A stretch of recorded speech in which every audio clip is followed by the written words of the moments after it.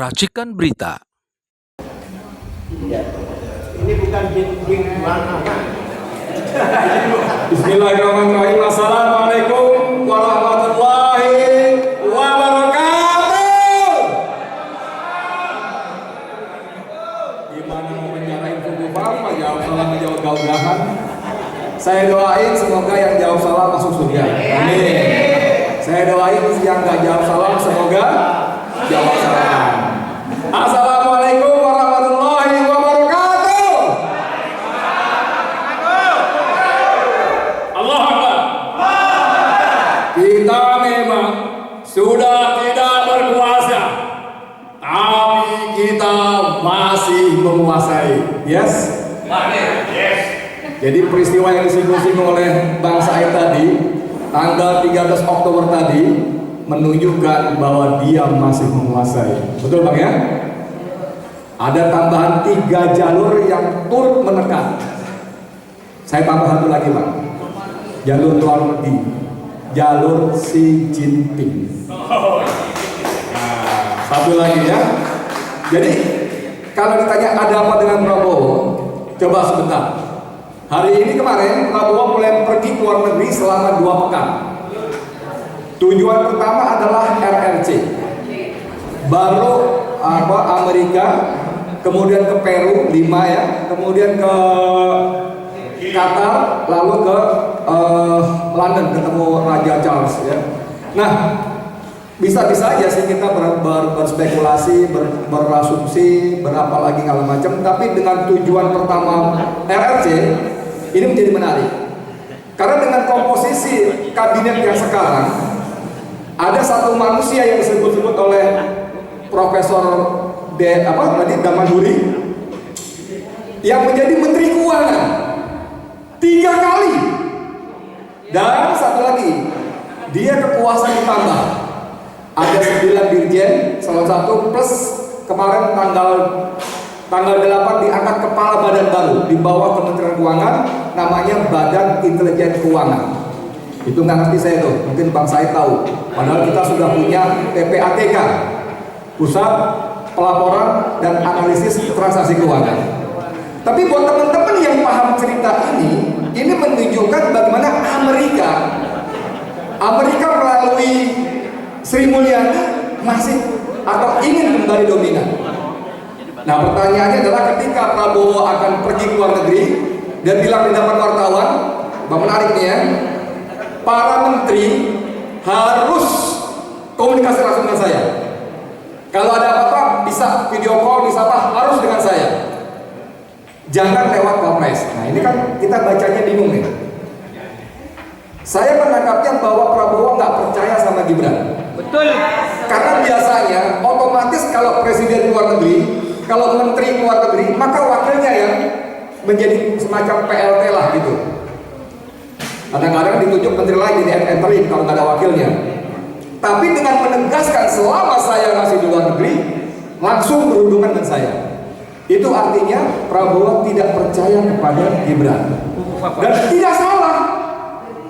Ketika kemarin diundang pembukaan acara MTQ Korpri, itu Pak, itu mohon maaf dengan segala hormat.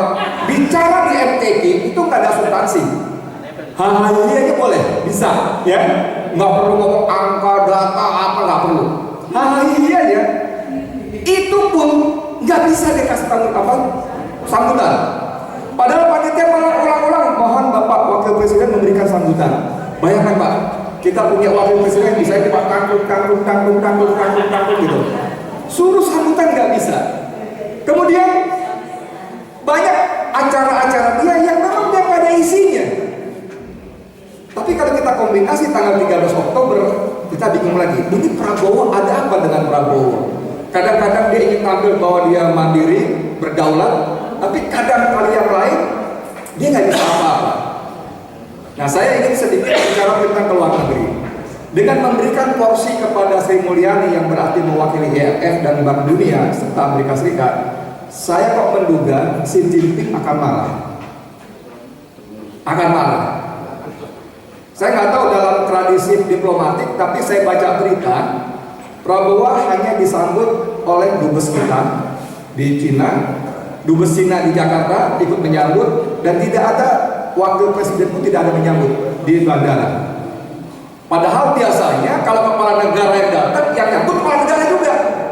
Kalaupun nggak sampai di bandara, yang nyambut wakilnya. Nanti kepala negara ini di tempat di istana atau di mana sebagainya.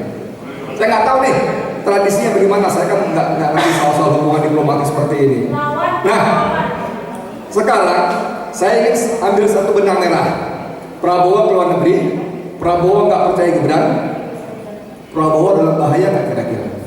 Kira-kira,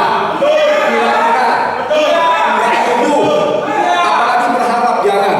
Ya, tadi saya sepakat dengan tadi siapa tadi? Oh, Bang Said. Kita nggak bisa apa-apa kecuali mendukung Prabowo dengan harapan-harapan. Ya dong. Ada waktu 6 bulan untuk bulan madu. Setelah 6 bulan itu barang masih nggak jelas, apalagi semakin jelas warnanya ke sana, ya sudah boleh buang, kita ngomong kencang-kencang ya. Jadi bagaimana? Dari mulai cerita Koni Rahakunduri, masih ingat? Waktu dia dipanggil oleh Ruslan, diminta bergabung ke TKN, Mbak Koni masih jelas dong, pakai baju warna biru muda dong. Kata Koni itu, saya udah bantu Pak Prabowo, roadmap pertahanan keamanan saya bantu, saya nggak perlu masuk. Nggak, Pak Koni soalnya, nah ini masuk bareng nih. Soalnya nanti Pak Prabowo cuma 2 tahun. Tahun ketiga dan seterusnya Pak Gibran, Mas Gibran. Lalu Koni bilang, tunggu. Saya sampai berdiri, dia bilang gitu kan. Emang lo pikir Jokowi sama Gibran akan membiarkan Prabowo hidup selama 2 tahun? Kalau gue jadi Jokowi sama Gibran, gue matiin dia besok. Kalimatnya begitu, betul nggak? Betul nggak? Nah ini kan seru sekali. Kita akan berpikir kalau dia bisa naik pada waktu 2 tahun, kenapa mesti nunggu 5 tahun? Karena konstitusi kita memberikan hak penuh kepada wakil presiden untuk menjadi presiden ketika presiden berhalangan tetap. Betul? Berhalangan tetap itu bisa dengan berbagai sebab alami atau sebab yang dibuat. Nah ini ngeri nggak?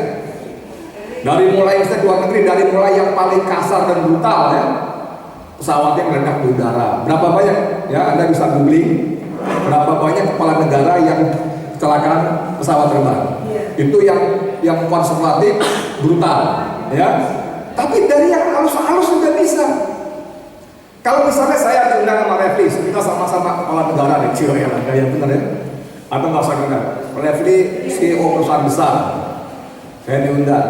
Lalu saya disidangin makan. Saya boleh nggak putus asisten saya cobain dulu tuh? Bisa nggak? Nggak bisa dong, nggak hormati tuan rumah kan? Nah ketika tos, ketika apa, siapa yang bisa jamin? Nggak langsung mati, bisa dibuat sebulan, 2 bulan, 3 bulan, 6 bulan bahkan. mati gitu loh. Dalam rangka membuat berhalangan tetap yang dipercepat. Nah Bapak-Bapak serta saudara saya hormati, kita nggak ada yang bisa kita lakukan kecuali pertama kita berdoa kepada Allah agar Allah melindungi Prabowo. Setuju nggak sih? Setuju ya? Nggak ada cara lain, nggak ada apa boleh buat ya. Karena sudah dia dari akhir presiden, kita berdoa semoga Allah melindungi. Kedua, kita minta juga orang-orang dekat, lingkaran sangat dekat, ring nolnya Prabowo jagain baik-baik. Karena dalam iklim tata cara politik yang Machiavellis ini, yang tadi bilang kita memang tidak berkuasa lagi, tapi kita menguasai ini tetap nggak akan berhenti. Tidak akan berhenti. Saya hampir yakin nggak akan berhenti. Kalau tanya, buktinya apa? Nanti kita lihat buktinya. Ya dong, kan belum terjadi, kita buktinya. Nah ini bahaya. Bayangkan orang kita dia menjadi wapres, kita nggak rela, apalagi kalau dia menjadi presiden. Nauzubillah min dzalik.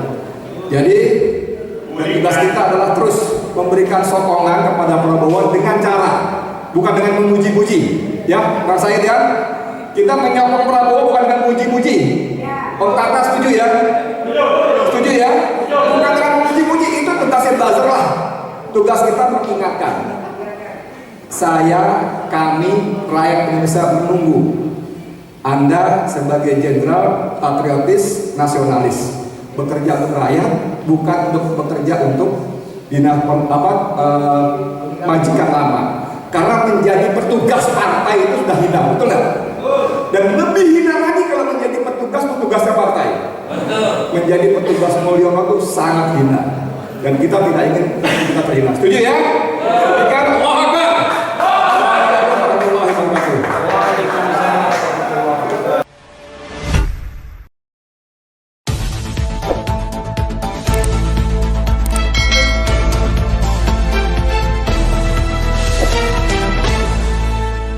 Racikan Berita